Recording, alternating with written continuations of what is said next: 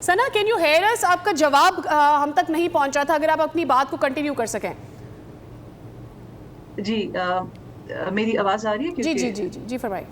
जी अच्छा, तो मैं यही बात कर रही थी। सबसे पहले तो ये देखने की जरूरत है, 20% की बात आती है तो जिस तरह जफर साहब ने भी कहा, बिल्कुल आई थिंक इसके बजाय कि हम वही जो ऑलरेडी टैक्स नेट में लोग हैं, हम उन पे टैक्स बढ़ाएं।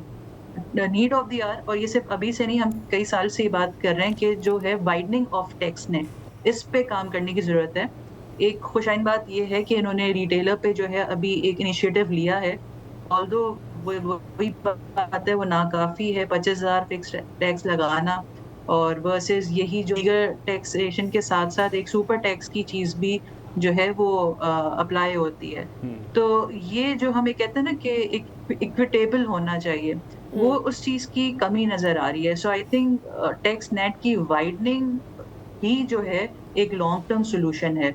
और एक और वाली चीज बात कि अगर आप सिर्फ टैक्स रेट बढ़ाएंगे, इससे बेहतर कि आप टैक्स रेट कम करके देखें और फिर देखें कि कितने लोग उस टैक्स नेट में आते हैं। क्योंकि देखें, घूम फिर के डायरेक्ट इनडायरेक्ट जो भी है, टैक्स तो हर कोई दे ही रहा है इकोनॉमी में।